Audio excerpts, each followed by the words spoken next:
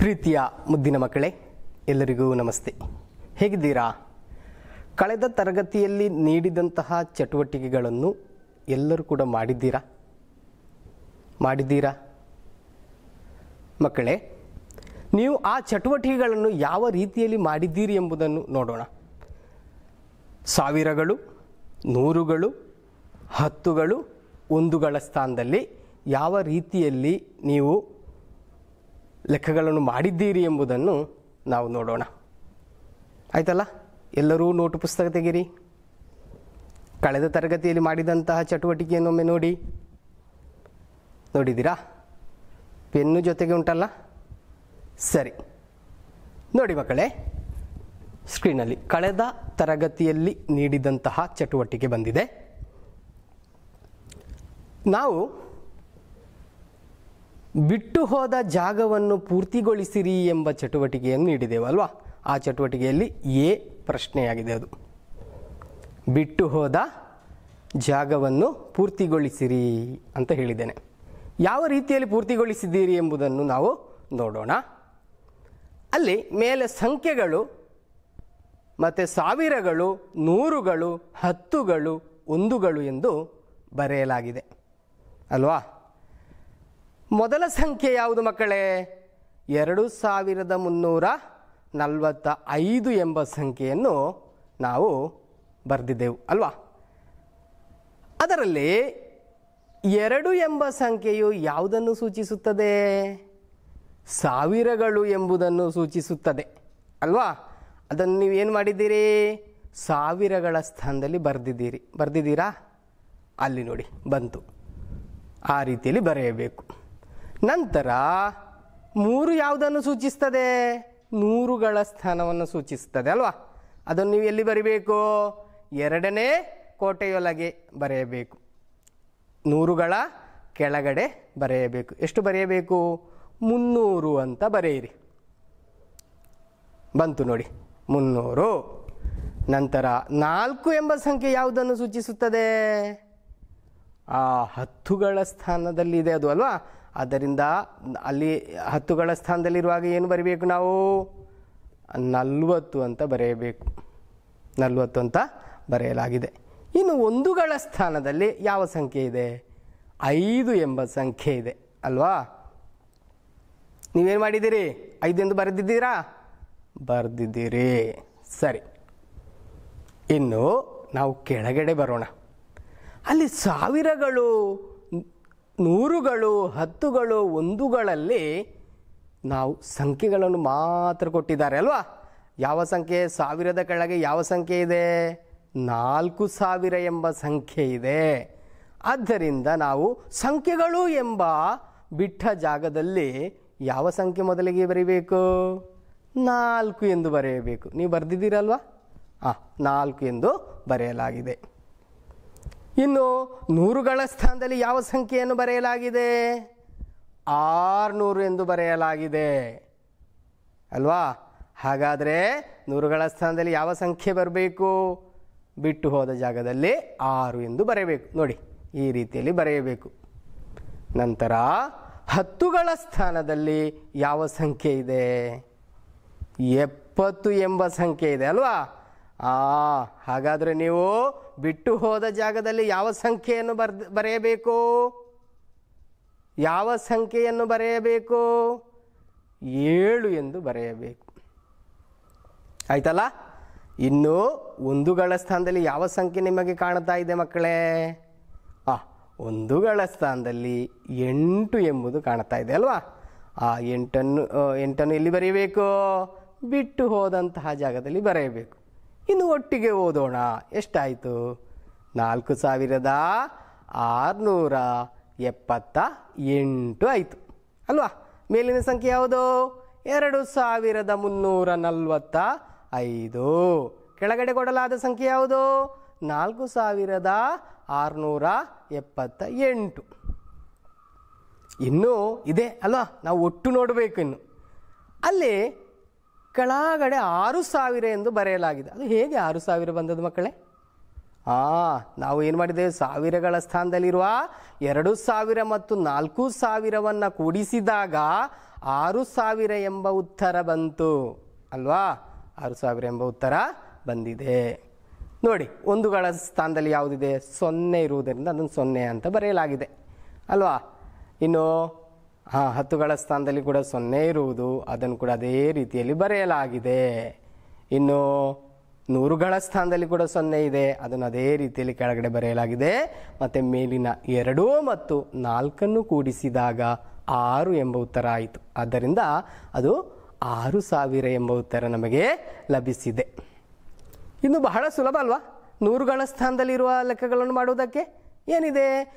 ಮೇಲೆ 300 ಇದೆ, ಕೆಳಗಡೆ 600 ಇದೆ. ಅದು ಅಲ್ಲಿ ಬಿಟ್ಟು ಹೋಗಿದೆ ಅಲ್ವಾ ಆ ಜಾಗ? ಅದನ್ನು ಪೂರ್ತಿಗೊಳಿಸಬೇಡವಾ? ನೀವು ಮಾಡಿದ್ದೀರಾ? ಮಾಡಿದ್ದೀರಿ. ನೋಡ, ಒಂದುಗಳ ಸ್ಥಾನದಲ್ಲಿ 0 ಎಂದು ಬರೆಯಲಾಗಿದೆ. ಆದ ಕಾರಣ 0 ಕೂಡಿಸು 0 0. 10ಗಳ ಸ್ಥಾನದಲ್ಲಿ ಯಾವುದಿದೆ? 0 ಇದೆ ಅಲ್ವಾ? 0 ಕೂಡಿಸು 0 0. ಇನ್ನು 100ಗಳ ಸ್ಥಾನದಲ್ಲಿ ಮೇಲೆ 3 ಇದೆ, ಕೆಳಗಡೆ 6 ಇದೆ ಅಲ್ವಾ? 6ಕ್ಕೆ 3 ಕೂಡಿಸಿದರೆ ಎಷ್ಟು? ಕೂಡಿಸಿ, ಎಷ್ಟಾಯಿತು? 9 ಆಯಿತು. ನೀವು ಇದೇ ರೀತಿಯಲ್ಲಿ ಮಾಡಿದಲ್ವಾ? 9 ಅಂತ ಬರೆಯಲಾಗಿದೆ. ನೋಡಿ, ಆ ರೀತಿಯಲ್ಲಿ ಬರೆಯಲಾಗಿದೆ. ನಾವು ಕೂಡ ಇಲ್ಲಿ ಬರೆದೆವು. ಆಗ ಒಟ್ಟು ಎಷ್ಟಾಯಿತು? 900 ಆಯ್ತಾ ಅಲ್ವಾ? 900 ಆಯ್ತಲ್ಲಿ. ಇನ್ನು ಮಕ್ಕಳೇ, 10ಗಳು ಎಂಬ ಸ್ಥಾನದ ಕೆಳಗೆ 40 ಮತ್ತು 70 ಕೊಟ್ಟಿದ್ದಾರೆ ಅಲ್ವಾ? ಅಲ್ಲಿ ಉತ್ತರ ಉಂಟು ಅಲ್ವಾ? ನಾವು ಮೊದಲೇ ಕೊಟ್ಟಿದ್ದೇವೆ. ಯಾಕೆ? 0 ಕೂಡಿಸು 0 0. 4ಕ್ಕೆ 7 ಕೂಡಿಸಿದರೆ 11 ಆಯಿತು. ಆದ ಕಾರಣ ಅಲ್ಲಿ ಉತ್ತರ ಕೊಟ್ಟಿದ್ದಾರೆ. ಇನ್ನು ಒಂದುಗಳ ಸ್ಥಾನದಲ್ಲಿ ಏನು? ಮೇಲೆ 5 ಉಂಟು, ಕೆಳಗಡೆ 8 ಉಂಟು. ಅದನ್ನು ಎರಡನ್ನೂ ಕೂಡ ಕೂಡಿಸಬೇಕು. ಕೂಡಿಸಿದಾಗ ನಮಗೆ ಬಿಟ್ಟು ಹೋದಂತಹ ಜಾಗ ಸಿಗುತ್ತದೆ. ಅದನ್ನು ಇನ್ನು ಕೂಡಿಸಿ ಮಕ್ಕಳೇ. ಕೂಡಿಸಿದ್ದೀರಾ? ಆಗ 5ಕ್ಕೆ 8 ಕೂಡಿಸಿದರೆ ಎಷ್ಟು ನೋಡೋಣ? 8. ನಿಮ್ಮ ಕೈ ಬೆರಳು 5 ಇಟ್ಕೊಳ್ಳಿ. 9 10 11 12 13. ಉತ್ತರ ಎಷ್ಟು ಬಂತು? 13 ಬಂತು. ಆ 13ಅನ್ನು ಅಲ್ಲಿ ಬರೆಯೋಣ. ಏನಾಯ್ತು ಈಗ ಮಕ್ಕಳೇ? ನಿಮಗೆ ಆ 13 ಎಂಬ ಉತ್ತರ ಸಿಕ್ಕಿದೆ. ಇಷ್ಟು ಚಟುವಟಿಕೆಯನ್ನು ಮಾಡಿದವರು ಎಷ್ಟು ಮಂದಿದ್ದೀರಿ? ನಿಮಗೆ 3 ಮಾರ್ಕ್ ಲಭಿಸಿದೆ. ಇಷ್ಟು ಚಟುವಟಿಕೆಗಳನ್ನು ಮಾಡಿದರೆ ನಿಮಗೆ 3 ಮಾರ್ಕು ಲಭಿಸಿದೆ.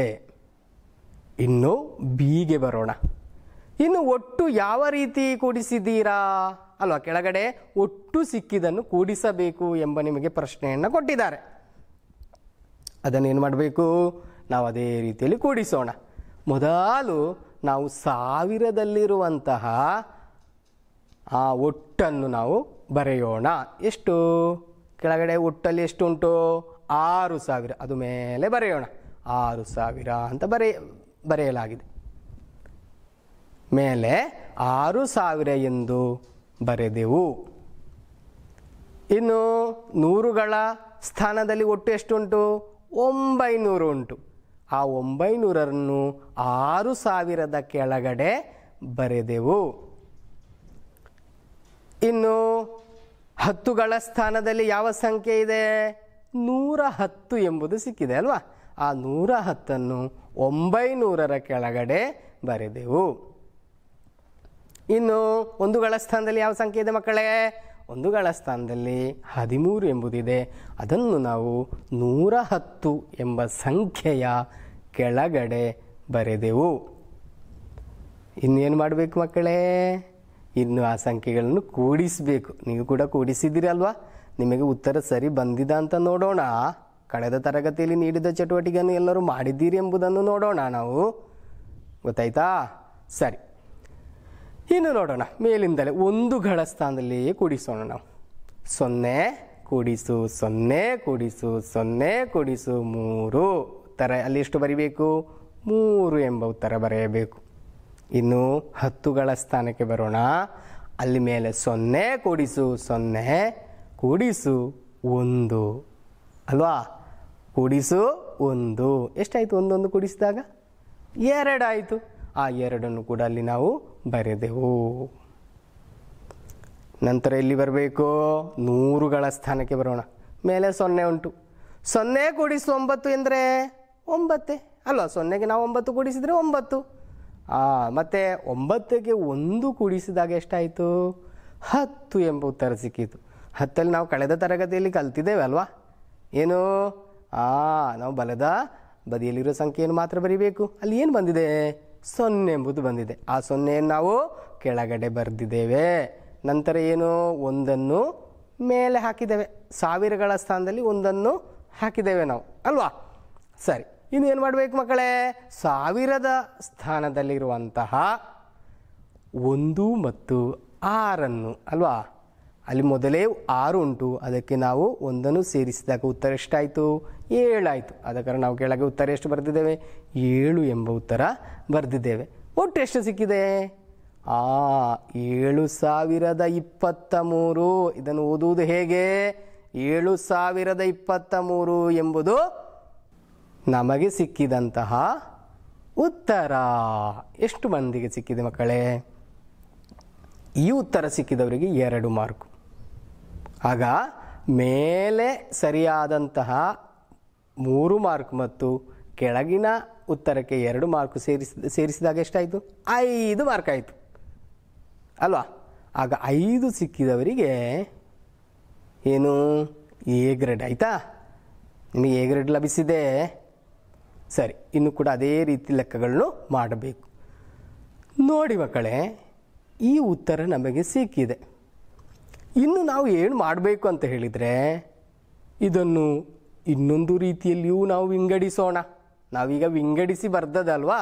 2000, 3000, 40, 5 ಇದೆಲ್ಲ ಏನು ಮಾಡಿದ್ದೇವೆ? ವಿಂಗಡಿಸಿದ್ದೇವೆ. ಇನ್ನು ನಾವು 2345 ಕೂಡಿಸು 4678 ನಾವು ಬೇರೆ ಒಂದು ರೀತಿಯಲ್ಲಿ ಕೂಡ ಮಾಡೋಣ. ನೋಡೋಣ. ನೋಡಿ, ನೀವು ಮೊದಲು ಏನು ಮಾಡಬೇಕಂತ ಹೇಳಿದರೆ, ನೋಡಿ ಮಕ್ಕಳೇ, ಬೋರ್ಡಿನಲ್ಲಿ ಮೊದಲು ಏನು ಮಾಡಲಾಗಿದೆ ಅಂತ ಹೇಳಿದರೆ, 2345 ಸಾವಿರಗಳ ಸ್ಥಾನದಲ್ಲಿ ಇರುವುದು ಮತ್ತು ನೂರುಗಳ ಸ್ಥಾನದಲ್ಲಿ ಇರುವುದನ್ನು ಒಟ್ಟಿಗೆ ಕೂಡಿಸಬೇಕು. ಕೂಡಿಸುವ.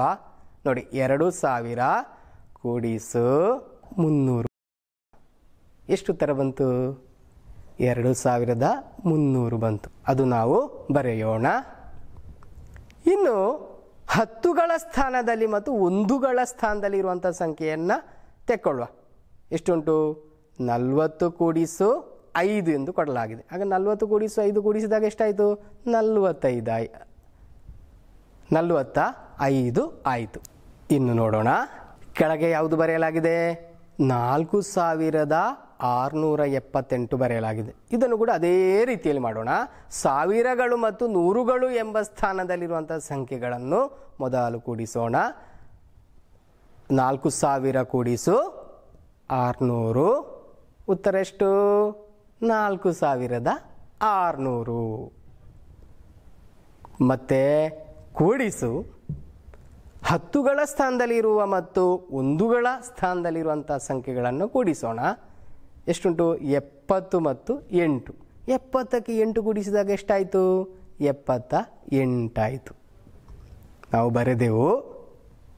ಇನ್ನು ನಾವು ಅಡಿಗೆರೆ ಹಾಕೋಣ. ಇನ್ನು ಈ ಸಂಖ್ಯೆಗಳನ್ನು ಕೂಡಿಸೋಣ. ಕೂಡಿಸಿದೆವು. 45 ಮತ್ತು 78 ನಾವು ಮೊದಲು ಕೂಡಿಸಬೇಕು. ಆಗ 5ಕ್ಕೆ 8 ಕೂಡಿಸಿದಾಗ ನಾವು ಹೇಳಿದ್ದೇವೆ 13 ಎಂಬ ಉತ್ತರ ಬರ್ತದೆ. ಆಗ 13 ಎಂಬುದು ಬಂತು.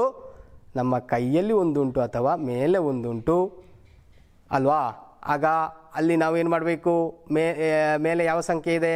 4 ಮತ್ತು ಕೆಳಗಡೆ 7 ಉಂಟು. ಇದನ್ನು ಕೂಡಿಸಿದಾಗ ಉತ್ತರ ಎಷ್ಟು ಬಂತು ನಮಗೆ ನೋಡುವ. 8, 9, 10, 11 ಅಲ್ವಾ?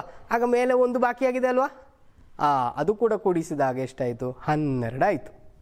ಆಗ ನಾವು ಅಲ್ಲಿ ಎಷ್ಟು ಬರೆದಿದ್ದೇವೆ? 12 ಬರೆದಿದ್ದೇವೆ. ಎಷ್ಟು ಉತ್ತರ ಸಿಕ್ಕಿದೆ? 123 ಎಂಬ ಉತ್ತರ ಲಭಿಸಿದೆ ಅಲ್ವಾ? ಸರಿ, ಇನ್ನು 2300 ಮತ್ತು 4600 ಇದನ್ನು ಕೂಡಿಸೋಣ. ಒಂದುಗಳ ಸ್ಥಾನದಲ್ಲಿ 0 ಕೂಡಿಸು 0 0, 10ಗಳ ಸ್ಥಾನದಲ್ಲಿ 0 ಕೂಡಿಸು 0 0, ಮತ್ತು 100ಗಳ ಸ್ಥಾನದಲ್ಲಿ 3 ಕೂಡಿಸು 6 ಎಷ್ಟು ಉತ್ತರ? 3ಕ್ಕೆ 6 ಕೂಡಿಸಿದಾಗ 9 ಎಂಬ ಉತ್ತರ ಬಂತು. ಅದನ್ನು 9 ಬರೆಯಬೇಕು. ಇನ್ನು ಸಾವಿರಗಳ ಸ್ಥಾನದಲ್ಲಿ ಯಾವ ಸಂಖ್ಯೆ ಇದೆ ಮಕ್ಕಳೇ? 2 ಮತ್ತು 4 ಎಂಬ ಸಂಖ್ಯೆ ಇದೆ. ಇನ್ನು ನಾವೇನು ಮಾಡುವ? ಆ 2 ಮತ್ತು 4 ಕೂಡಿಸಿದಾಗ ಅಲ್ವಾ ಎಷ್ಟು ಉತ್ತರ ಆಯಿತು? 6 ಎಂಬ ಉತ್ತರ ಬಂತು. ಆಗ ಒಟ್ಟು ಓದೋಣ. 6900 ಎಂಬ ಉತ್ತರ ಬಂತು. ಇನ್ನು ನಾವು ಮಕ್ಕಳೇ ನಮಗೆ ಸಿಕ್ಕಿದಂಥ 6900 ಕೂಡಿಸು 123 ಒಟ್ಟಿಗೆ ಕೂಡಿಸೋಣ. ಅದೇ ರೀತಿ ಕೂಡಿಸೋಣ. ಒಂದುಗಳ ಸ್ಥಾನದಲ್ಲಿ ಮೇಲೆ 0 ಕೆಳಗಡೆ 3, ಆ 3 ಅದೇ ರೀತಿ ಬರಿಬೇಕು. 3 ಮತ್ತು 0 ಕೂಡಿಸು 2 2, ಮತ್ತು ನಮಗೆ ಎಷ್ಟು ಲಭಿಸಿದೆ? 9 ಕೂಡಿಸು 1 10 ಆಯಿತು. ಆಗ ಅಲ್ಲಿ 0 ಬರೆಯಬೇಕು. 1 ಸಾವಿರಗಳ ಸ್ಥಾನದಲ್ಲಿ ಇಡಬೇಕು. 6ಕ್ಕೆ 1 ಕೂಡಿಸಿದಾಗ 7 ಆಯಿತು. ಎಷ್ಟು ಉತ್ತರ ಸಿಕ್ಕಿದೆ? 7023 ಆಗದ ಉತ್ತರವೇ ಸಿಕ್ಕಿದೆ ಅಲ್ವಾ? ಇದನ್ನು ಈ ರೀತಿಯಲ್ಲಿ ಕೂಡ ನಮಗೆ ಏನು ಮಾಡ್ಬೋದು? ವಿಂಗಡಿಸಿ ಕೂಡಿಸಬಹುದು. ಇನ್ನೊಂದು ರೀತಿಗೆ ಹೋಗೋಣ. ನಾವಿನ್ನು ಏನು ಮಾಡುವ? 2345ರಲ್ಲಿ ಸಾವಿರಗಳು, ನೂರುಗಳು, ಹತ್ತುಗಳು ಈ 3 ಸ್ಥಾನದಲ್ಲಿರುವ ಸಂಖ್ಯೆಗಳು ಒಟ್ಟಿಗೆ ಕೂಡಿಸೋಣ. ಹಾಗೆ ಎಷ್ಟಾಗಬಹುದು? 2340 ಎಂದರೆ 2000 ಕೂಡಿಸು 300 ಆಗುವಾಗ ಎಷ್ಟಾಯಿತು? 2300 ಆಯಿತು. 2300ಕ್ಕೆ 40 ಕೂಡಿಸಿದಾಗ ಎಷ್ಟಾಯಿತು? 2340 ಆಯಿತು. ಕೂಡಿಸು ಏನು ಮಾಡುವ? ಒಂದುಗಳ ಸ್ಥಾನದಲ್ಲಿರುವುದನ್ನು ಬರೆಯೋಣ. ಎಷ್ಟು ಒಂದುಗಳ? 5. ಅದು ಹಾಗೇ ಇರಲಿ. ಇನ್ನು ಕೆಳಗಡೆ ಬನ್ನಿ. ಅಲ್ಲಿ 4678 ಕೊಡಲಾಗಿದೆ. ಈ 4678ರಲ್ಲಿ ಸಾವಿರಗಳ ಸ್ಥಾನದಲ್ಲಿರುವ ಸಂಖ್ಯೆಯನ್ನು, ನೂರುಗಳ ಸ್ಥಾನದಲ್ಲಿರುವ ಸಂಖ್ಯೆಯನ್ನು, ಹತ್ತುಗಳ ಸ್ಥಾನದಲ್ಲಿರುವ ಸಂಖ್ಯೆಯನ್ನು ಕೂಡಿಸೋಣ ಒಟ್ಟಿಗೆ. 4000 ಕೂಡಿಸು 600 ಎಷ್ಟಾಯಿತು? 4600 ಆಯಿತು. 4600ಕ್ಕೆ ನಾವು 70 ಕೂಡಿಸೋಣ. ಎಷ್ಟು ಉತ್ತರ ಆಯಿತು? 4670 ಆಯಿತು. ಇನ್ನು ಕೂಡಿಸು ಎಂದು ಹಾಕಿ ಅಲ್ಲಿ ಯಾವ ಸಂಖ್ಯೆ ಇದೆ? ಒಂದುಗಳ ಸ್ಥಾನದಲ್ಲಿ ಇನ್ನು 8 ಇದೆ. ಆ 8 ಅದೇ ರೀತಿ ಬರೆಯಬೇಕು. ಇನ್ನು ಕೂಡಿಸೋಣ. 5 ಕೂಡಿಸು 8 ಎಷ್ಟು ಉತ್ತರ? 13. ಆ ಕೂಡಿಸು ಚಿಹ್ನೆಯನ್ನು ಅದೇ ರೀತಿಯಲ್ಲಿ ಹಾಕೋಣ ಅಲ್ಲಿ.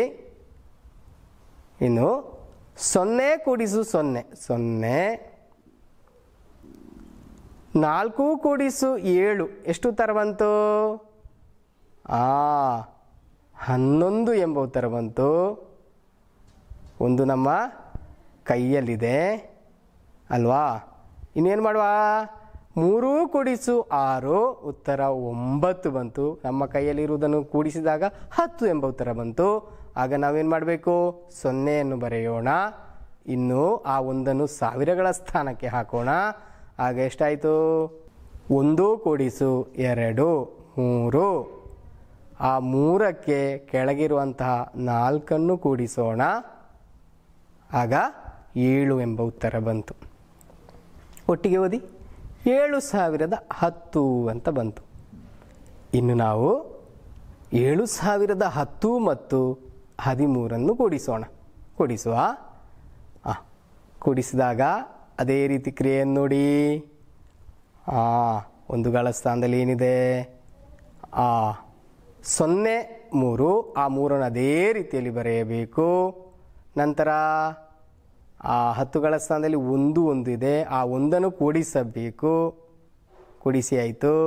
ಇನ್ನು 100ಗಳ ಸ್ಥಾನದಲ್ಲಿ 0 ಇದೆ. ಆ 0 ಅದೇ ರೀತಿಯಲ್ಲಿ ಕೆಳಗಡೆ ಬರೆಯಬೇಕು. ಆಯ್ತಲ್ಲ? ಇನ್ನು 1000ಗಳ ಸ್ಥಾನದಲ್ಲಿ ಯಾವ ಸಂಖ್ಯೆ ಇದೆ? 7 ಎಂಬ ಸಂಖ್ಯೆ ಇದೆ. ಅದನ್ನು ಅದೇ ರೀತಿಯಲ್ಲಿ ಬರೆಯಿರಿ. ಅದೇ ರೀತಿಯಲ್ಲಿ ಇಲ್ಲಿ ಕೂಡ ಬರೆಯಲಾಗಿದೆ. ಆಗ ಒಟ್ಟು ಎಷ್ಟು ಸಿಕ್ಕಿದೆ ಮಕ್ಕಳೇ? 7023. ನಮಗೆ ಈ ರೀತಿಯಲ್ಲಿ ಕೂಡಿಸಿದಾಗಲೂ ಕೂಡ ಏನು ಸಿಕ್ಕಿದೆ? 7023 ಎಂಬ ಉತ್ತರ ಲಭಿಸಿತು. ಈ ರೀತಿಯಲ್ಲಿ ಕೂಡ ಮಾಡಬಹುದು. ಮುಂದಕ್ಕೆ ನೋಡೋಣ. ಇದೇ ಒಂದು ಚಟುವಟಿಕೆಯನ್ನು ನಾವು ಮಾಡೋಣ. ನೀವು ಗಮನವಿಟ್ಟು ನೋಡಬೇಕು. ಯಾವ ರೀತಿಯಲ್ಲಿ ಸಂಖ್ಯೆಗಳನ್ನು, 4 ಅಂಕೆ ಸಂಖ್ಯೆಗಳನ್ನು ವ್ಯತ್ಯಸ್ತ ರೀತಿಯಲ್ಲಿ ನಮಗೆ ವಿಂಗಡಿಸಿ ಕೂಡಿಸಬಹುದು. ಆಗ ಯಾವ ರೀತಿಯಲ್ಲಿ ಕೂಡಿಸಿದರೂ ನಮಗೆ ಸಿಗುವುದು ಉತ್ತರ ಒಂದೇ. ಇದು ನಮ್ಮ ಮನಸ್ಸಿನಲ್ಲಿರಬೇಕು.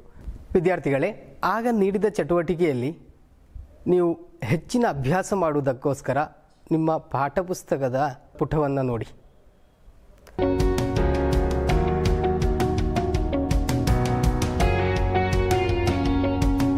ಇನ್ನು ನಾವು ನಮ್ಮ ಪಾಠಪುಸ್ತಕದಲ್ಲಿರುವಂತಹ ಒಂದು ಚಟುವಟಿಕೆಗಳನ್ನು ಮಾಡೋಣ. ಅದರಲ್ಲಿ ಕುರ್ಚಿ ಮತ್ತು ಮೇಜು ಎಂಬ ಚಟುವಟಿಕೆಯನ್ನು ನೋಡಿ ಮಕ್ಕಳೇ. ನಿಮ್ಮ ಪಾಠಪುಸ್ತಕದಲ್ಲಿ ನೋಡಿದ್ದೀರಾ? ನೋಡಿ, ಯಾವತ್ತು ನಮಗೆ ಒಂದು ಪ್ರಶ್ನೆ ಬಂದ ಕೂಡಲೇ ನಾವು ಏನು ಮಾಡಬೇಕು? ನಾವು ಅದನ್ನು ಓದಬೇಕು. ಮೊದಲಿಗೆ ಸರಿಯಾದ ರೀತಿಯಲ್ಲಿ ಓದಿ ಅರ್ಥ ಮಾಡಿ ಅದರ ಉತ್ತರವನ್ನು ಬರೆಯಬೇಕು. ಎಂದರೆ ಪ್ರತಿಯೊಂದು ಪ್ರಶ್ನೆಗಳನ್ನು ನಾವು ಬಿಡಿಸಬೇಕು ಅಲ್ವ ಮಕ್ಕಳೇ? ಬಿಡಿಸುವುದು ಬೇಡವಾ? ಬಿಡಿಸಬೇಕು. ನೀವು ಮುಂದಕ್ಕೆ LSS ಪರೀಕ್ಷೆಗಳನ್ನು ಬರೆಯುವುದಕ್ಕೆ ಇರುವವರು ಆದ ಕಾರಣ ಏನು ಮಾಡಬೇಕು? ಎಲ್ಲ ಪ್ರಶ್ನೆಗಳನ್ನು ಕೂಡ ನಾವು ಚಂದ ಓದಿ ಅರ್ಥ ಮಾಡಿಕೊಂಡೇ ನಾವು ಬರೆಯಬೇಕು. ನೋಡೋಣ, ನಾವು ಈ ಪ್ರಶ್ನೆಯನ್ನು ಓದೋಣ. ನೋಡಿ, ಶಾಲೆಗೆ ಹೊಸತಾಗಿ ಖರೀದಿಸಿದ ಕುರ್ಚಿಗಳಿಗೆ 2980 ರೂಪಾಯಿಯು, ಮೇಜುಗಳಿಗೆ 6420 ರೂಪಾಯಿಯು ಖರ್ಚಾಯಿತು. ಒಟ್ಟು ಎಷ್ಟು ಖರ್ಚಾಯಿತು ಎಂಬುದನ್ನು ಕೊಡಲಾಗಿದೆ. ಎಷ್ಟು ದುಡ್ಡು ಖರ್ಚಾಗಿದೆ ಎಂಬುದನ್ನು ಈ ಪ್ರಶ್ನೆಯಲ್ಲಿ ನೀಡಲಾಗಿದೆ. ನಾವು ಏನು ಮಾಡಬೇಕು? ನಾವು ಕಳೆದ ತರಗತಿಯಲ್ಲಿ 4 ಅಂಕೆ ಸಂಖ್ಯೆಗಳನ್ನು ಪರಸ್ಪರ ಕೂಡಿಸಿದ್ದೇವಲ್ವಾ? ಅದೇ ರೀತಿಯಲ್ಲಿ ಈ ಸಂಖ್ಯೆಗಳನ್ನು ನಾವು ಕೂಡಿಸೋಣ. ಆಮೇಲೆ ಆ ಸಂಖ್ಯೆಗಳನ್ನು ವಿಂಗಡಿಸಿ ಬರೆಯೋಣ. ನೋಡಿ, ನಾನು ಆಗಲೇ ಹೇಳಿದ್ದೇನೆ, ಯಾವುದೇ ಪ್ರಶ್ನೆ ನಮ್ಮ ಮುಂಭಾಗದಲ್ಲಿ ಬಂದರೆ ನಾವು ಅದನ್ನು ವಿಶ್ಲೇಷಣೆ ಮಾಡಬೇಕು, ಅದನ್ನು ಬಿಡಿಸಬೇಕು ಅಲ್ವಾ? ಮೊದಲಿಗೆ ಸರಿಯಾದ ರೀತಿಯಲ್ಲಿ ಓದಿ ಅರ್ಥ ಮಾಡಿಕೊಂಡು ನಾವು ಬಿಡಿಸೋಣ. ನೋಡಿ, ಇನ್ನೊಂದು ಸಲ ಓದುತ್ತೇನೆ. ಶಾಲೆಗೆ ಹೊಸತಾಗಿ ಖರೀದಿಸಿದ ಕುರ್ಚಿಗಳಿಗೆ 2980 ರೂಪಾಯಿ ಆಗಿದೆ. ಹಾಗಾದರೆ ನಾವು ಬರೆಯೋಣ. ಕುರ್ಚಿಗಳಿಗೆ ಎಷ್ಟು ದುಡ್ಡಾಯಿತು? 2980 ರೂಪಾಯಿ ಆಯಿತು ಅಲ್ವಾ? ಇನ್ನು ಮೇಜುಗಳಿಗೆ 6420 ರೂಪಾಯಿ ಆಯಿತು. ಎಷ್ಟಾಯಿತು? 6420 ರೂಪಾಯಿ ಆಯಿತು. ಮೇಜುಗಳಿಗೆ 6420. ನಾವು ಏನು ಮಾಡಿದ್ದೇವೆ?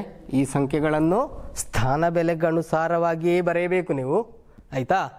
ಇನ್ನು ನಾವು ಕಳೆದ ತರಗತಿಯಲ್ಲಿ ಮಾಡಿದ ರೀತಿಯಲ್ಲಿ ಮಾಡೋಣ. ಯಾವ ರೀತಿಯಲ್ಲಿ ಕೂಡಿಸೋಣ.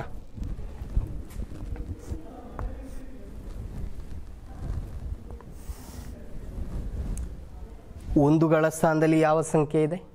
0 ಎಂದು ಬರೆಯಲಾಗಿದೆ ಅಲ್ವಾ. ಆಗ 0 ಕೂಡಿಸು 0 0.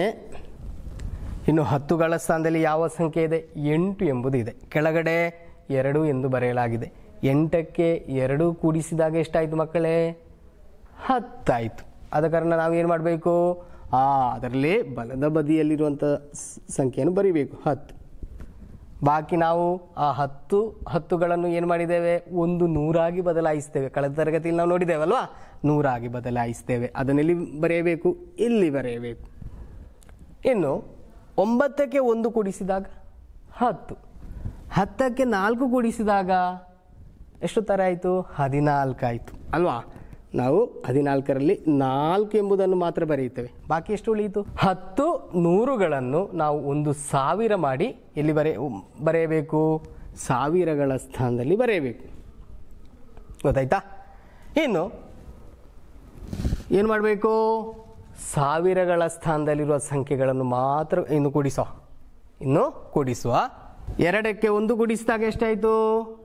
3 ಆಯಿತು. 3 ಆಯ್ತಲ್ವಾ. ಕೆಳಗಡೆ ಯಾವ ಸಂಖ್ಯೆ ಉಂಟು? 6 ಎಂಬುದಿದೆ. ಈ 3ಕ್ಕೆ 6 ಕೂಡಿಸಿದಾಗ ಎಷ್ಟಾಯಿತು? 9 ಆಯಿತು. ಎಷ್ಟು ಉತ್ತರ ಸಿಕ್ಕಿದೆ ಮಕ್ಕಳೇ? 9400 ಎಂಬ ಉತ್ತರ ನಮಗೆ ಲಭಿಸಿದೆ ಅಲ್ವಾ. ಸರಿ, ಇನ್ನು ಈ ಸಂಖ್ಯೆಗಳನ್ನು ವಿಂಗಡಿಸೋಣ. ನಾವು ಆಗ ಮಾಡಿದ ರೀತಿಯಲ್ಲಿ ಈ ಸಂಖ್ಯೆಗಳನ್ನು ವಿಂಗಡಿಸೋಣ. ಎಷ್ಟಿದೆ? 2980 ನಾವು ವಿಂಗಡಿಸೋಣ.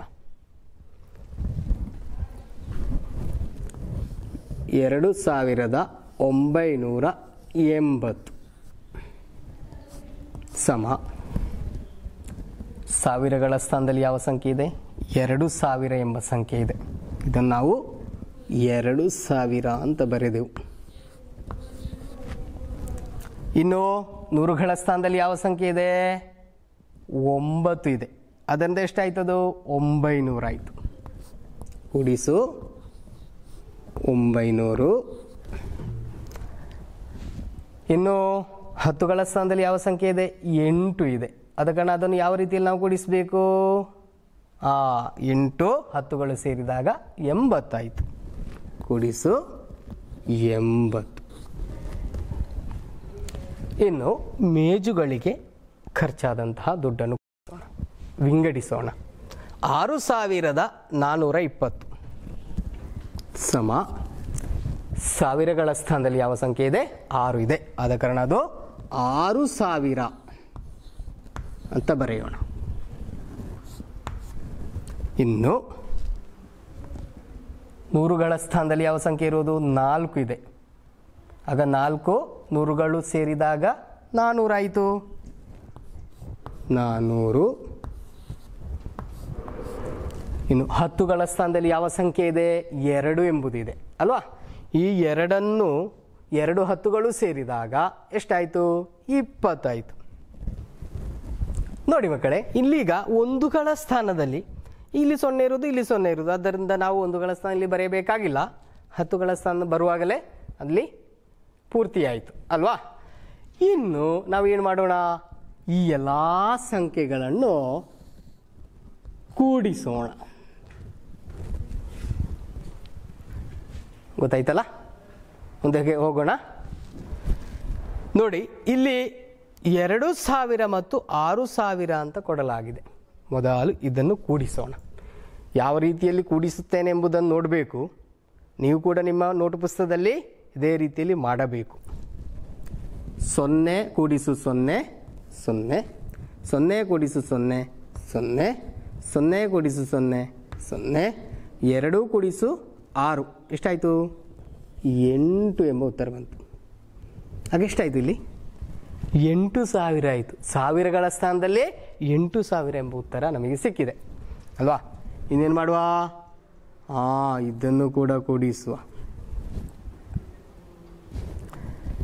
0 ಕೂಡಿಸು 0 0, 0 ಕೂಡಿಸು 0 0, 9 ಕೂಡಿಸು 4 ಏನಾಯಿತು? ಎಷ್ಟು ಉತ್ತರ ಬರ್ತದೆ? 9 ಕೂಡಿಸು 4 13 ಎಂಬ ಉತ್ತರ ಬಂದಿದೆ ಅಲ್ವಾ? ಇನ್ನು ಇದನ್ನು ಕೂಡ ಕೂಡಿಸೋಣ. 0 ಕೂಡಿಸು 0, 8 ಕೂಡಿಸು 2 ಎಷ್ಟಾಯಿತು ಉತ್ತರ? 10 ಎಂಬ ಉತ್ತರ ಲಭಿಸಿತು. ಆಗ ಒಟ್ಟಾಯಿತು 100 ಆಯ್ತಲ್ವ ಮಕ್ಕಳೇ? 100 ಎಂಬ ಉತ್ತರ ನಮಗೆ ಇಲ್ಲಿ ಸಿಕ್ಕಿದೆ. ಇದನ್ನು ನೀವು ಸ್ಥಾನ ಬೆಲೆಕನುಸಾರವಾಗಿಯೇ ಬರೆಯಬೇಕು, ಇದೇ ರೀತಿಯಲ್ಲಿ ಕೂಡಿಸಬೇಕು. ಗೊತ್ತಾಯ್ತಾ? ಇನ್ನು ಈ ಸಂಖ್ಯೆಯನ್ನು ನಾವು ಏನು ಮಾಡೋಣ? ವಿಂಗಡಿಸಿದ ಸಂಖ್ಯೆಯನ್ನು ಒಟ್ಟಿಗೆ ಕೂಡಿಸೋಣ. ನೋಡಿ ಇಲ್ಲಿ ಎಷ್ಟುಂಟು? 8,000.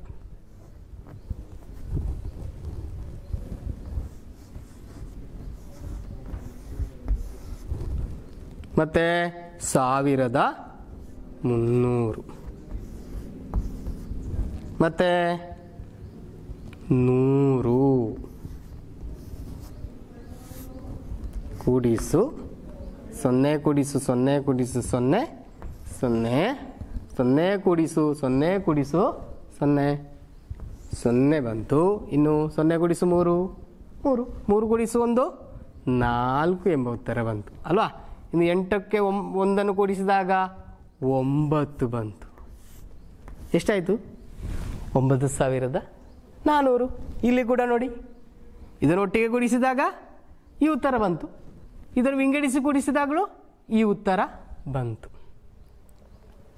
ಗೊತ್ತಾಯ್ತಲ್ಲ? ಇನ್ನೊಂದು ರೀತಿಯಲ್ಲಿ ನಾವು ವಿಂಗಡಿಸೋಣ. ಗಮನಿಸಿ, 2,000 ಕೂಡಿಸು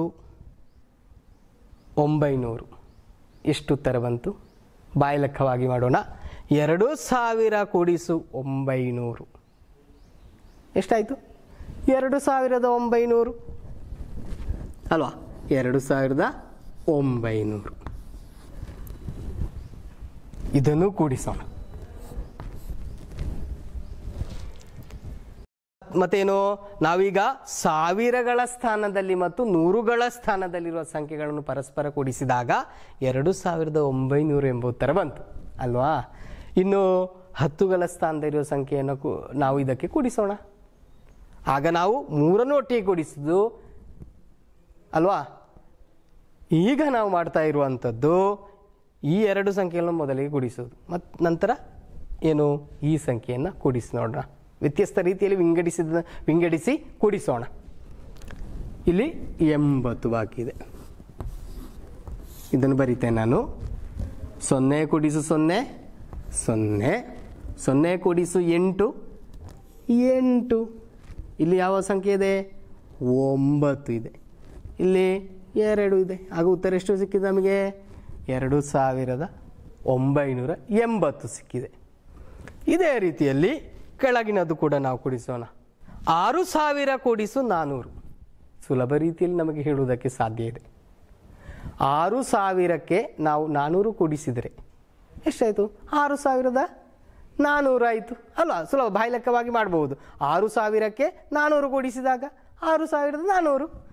ಅದನ್ನು ಕೂಡ ನಾವು ಇಲ್ಲಿ ಬರೆಯೋಣ. 6,400 ಅಂತ ಬರೆದೇನು. ಗೊತ್ತಾಯ್ತಲ್ಲ? ಇನ್ನು ಬಾಕಿ ಯಾವ ಸಂಖ್ಯೆ ಇದೆ? 20 ಎಂಬುದಿದೆ. ಈ 20 ಕೂಡ ನಾನು ಇಲ್ಲಿ ಬರೆದೇನು. ಇನ್ನೇನು ಮಾಡೋಣ? ಇದನ್ನು ಕೂಡಿಸೋಣ. 0 ಕೂಡಿಸಿ 0 0, 0 ಕೂಡಿಸಿ 2 2, ಇಲ್ಲಿ 4, ಇಲ್ಲಿ ಎಷ್ಟಿದೆ? 6 ಇದೆ. ಎಷ್ಟು ಉತ್ತರ ಬಂತು ಮಕ್ಕಳೇ? 6,420 ಎಂಬ ಉತ್ತರ ಸಿಕ್ಕಿದೆ. ಇನ್ನು ಆ 2 ಸಂಖ್ಯೆಗಳನ್ನು ನಾವು ಕೂಡಿಸೋಣ. ನಮಗೆ ಸಿಕ್ಕಿದಂತಹ 2 ಸಂಖ್ಯೆಗಳನ್ನು ನಾವು ಕೂಡಿಸೋಣ. 2,980 ಮತ್ತು 6,420. ಇದರಲ್ಲಿ ದೊಡ್ಡ ಸಂಖ್ಯೆ ಯಾವುದು? 6,420 ಕೂಡಿಸು 2980 ಕೂಡಿಸೋಣ. 0 ಕೂಡಿಸಿ 0 0, 2 ಕೂಡಿಸಿ 8 ಉತ್ತರ ಎಷ್ಟು? ಸುಲಭದಲ್ಲಿ ಹೇಳ್ಬೋದು 10. 10 ಆದಾಗ 0ಯನ್ನು ಇಲ್ಲಿ ಬರೆಯಬೇಕು, 1ನ್ನು ಮೇಲೆ ಬರೆಯಬೇಕು ಅಲ್ವಾ. ಇನ್ನು ನಮಗೆ ಬಹಳ ಸುಲಭವಾಗಿ ವೇಗವಾಗಿ ಲೆಕ್ಕಗಳನ್ನು ಮಾಡಬಹುದು. ನೀವು ಅಭ್ಯಾಸ ಕೂಡ ಮಾಡಬೇಕು. 4 ಕೂಡಿಸಿ 1 5. 9ಕ್ಕೆ 5 ಕೂಡಿಸಿದಾಗ ಲೆಕ್ಕ ಹಾಕಿ. 10, 11, 12, 13, 14 ಉತ್ತರ ಎಷ್ಟು? 14. ಇದರಲ್ಲಿ ನಾವು 4ನ್ನು ಇಲ್ಲಿ ಬರೀಬೇಕು, 1ನ್ನು ಇಲ್ಲಿ ಬರೀಬೇಕು, 1ನ್ನು ಅಲ್ಲಿ ಬರೆಯಬೇಕು. 1 ಕೂಡಿಸು 6 ಉತ್ತರ ಎಷ್ಟು? 7. 7ಕ್ಕೆ 2 ಕೂಡಿಸಿದಾಗ ಉತ್ತರ ಎಷ್ಟಾಯಿತು? 9 ಅಲ್ವಾ. 9 ಉತ್ತರ ಎಷ್ಟು ಬಂತು? 9400.